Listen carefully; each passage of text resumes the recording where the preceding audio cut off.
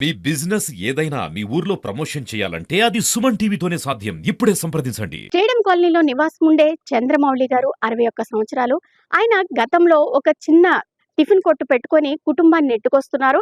అయితే గత కొంతకాలంగా అంటే వృద్ధాప్యం చేరుతుండటంతో ఆయన చేయలేని పరిస్థితిలో కొడుకుకి బాధ్యతలు కొడుకుకి అప్పగించారు. ఆళ్ళు కూడా అంటే టిఫిన్ కొట్టు పెట్టుకున్నారు. అది కూడా రోడ్ ఎక్స్‌టెన్షన్‌లో ఆ కొట్టు కూడా తొలగించడం జరిగింది. అయితే వీళ్ళు ఒక చిన్న నూడిల్ షాప్‌ని పెట్టుకొని జీవనం సాగిస్తున్న పరిస్థితి. అయితే తండ్రి కొడుకులు ఎవరైతే ఉన్నారో వాళ్ళు మార్కెట్‌కి వెళ్తున్న సమయంలో సిగ్నల్స్ దగ్గర ఆగారు. సిగ్నల్ పడింది కదా అని ఆగారు. అయితే వీళ్ళున్న వైపు గ్రీన్ సిగ్నల్ పడింది. వెంటనే వాళ్ళు మూవ్ అవుతున్నారు. అటునుంచి వైపు వస్తున్న అంటే రెడ్ సిగ్నల్ పడినా సరే ఇద్దరు మైనర్లు అంటే ఎంత ఫాస్ట్‌గా ఉన్నారో అంటే వాళ్ళ వల్ల మిగతా వాళ్ళు కూడా నష్టపోతారు. లేదా మాకేమైనా అవుతదన్న భయం వాళ్ళకి ఎలగలేదు.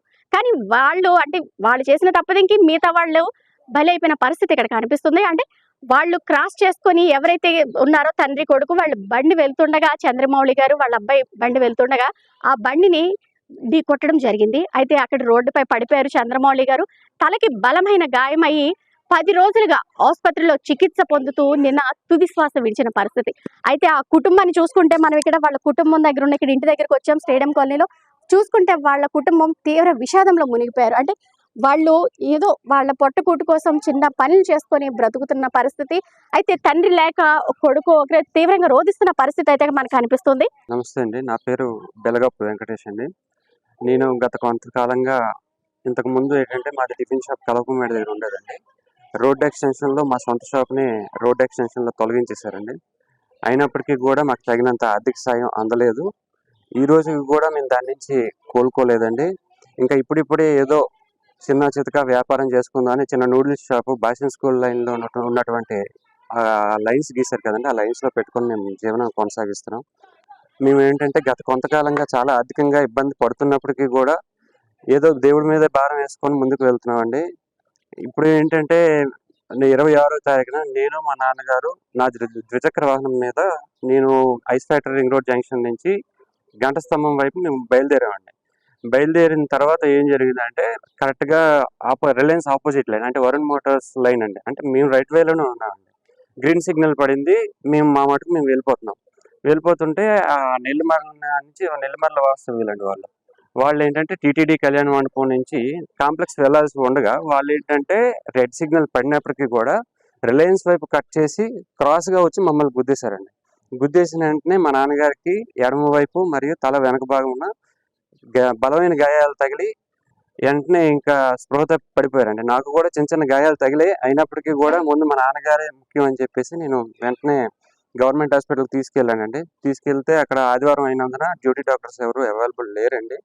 అంటే అది వాళ్ళ ప్రభుత్వం అంటే వాళ్ళ ప్రాబ్లమ్ ఏం కాదు. కానీ ఏంటంటే తలకి ఖచ్చితమైన బలమైన గాయం తగిలిందని ఆళ్ళు నిర్ధారించారు.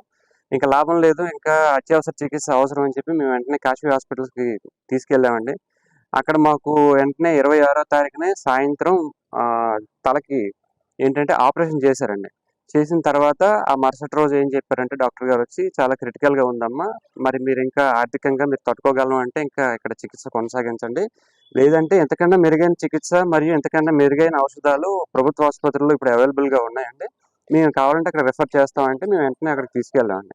తీసుకెళ్ళినా సరే మాకు అంటే జాయిన్ చేసాం 30వ తారీఖున. 30వ తారీఖున జాయిన్ చేసిన తర్వాత చికిత్స పొందుతూ ఈ నెల 4వ తారీఖున మా నాన్నగారు తెల్లవారి 7:20 చికిత్స పొందుతూ మరణించారండి. అంటే నేను విన్నవించుకునేది ఏంటంటే దయచేసి సిగ్నల్స్ ఉన్నట్టు పాటించండి దయచేసి ప్లీజ్. ఎందుకంటే నాకు వచ్చి డాష్ ఇచ్చిన వాళ్ళు ఖచ్చితంగా ఇద్దరు మైనర్సేనండి. అంటే అతి వేగంగా అతి నిర్లక్ష్యంగా బండి తోలొద్దండి. అంటే అది ఎవరి బండి అని అవనీయండి. ఇప్పుడు మా కుటుంబ పెద్దలు మేము కోల్పోయామండి. అంటే ఒక గొప్ప మార్గనిర్దేశం ఇచ్చిన ఒక వ్యక్తిని మేము కోల్పోయాం. మాకు ఇక్కడ ఏంటంటే డబ్బులు తీసుకపోతే మేము ఏదో రకంగా కూలి నాలో చేసుకుని బతుకుతున్నాం. అదే రకంగా వస్తాయని మేము అనుకుంటున్నాం. ఏదో బాధపడతాం. ఇప్పుడు జీవితం ఏదో బాగుంది అనుకున్నట్టే ఇలా జరిగింది. చూసారు కదా వీళ్ళైతే చాలా తీవ్రంగా రోదిస్తున్న పరిస్థితి ఇక్కడ కనిపిస్తుంది. అంతేకాకుండా ఆ తల్లి అయితే ఇంకా జీర్ణించుకోలేక కోలుకోలేని పరిస్థితిలో ఉన్నారు. ఆవిడతో మనం మాట్లాడే ప్రయత్నం కూడా చేయలేము. ఎందుకంటే వాళ్ళ బాధ వర్ణాతీతం అనమాట. అంటే డబ్బు ఈరోజు కాకపోతే రేపన్నా మేము సంపాదించుకుంటాం. కానీ మా తండ్రిని మేము కోల్పోయాము.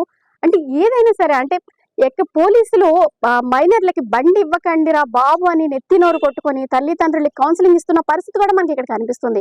ఎవరైతే మైనర్లు బళ్ళు నడుపుతున్నారో ఆ బళ్ళునన్నీ కూడా స్టేషన్ కి తరలించి అక్కడ తల్లిదండ్రుల్ని కూడా పిలిపించి కౌన్సిలింగ్ ఇస్తున్నారు.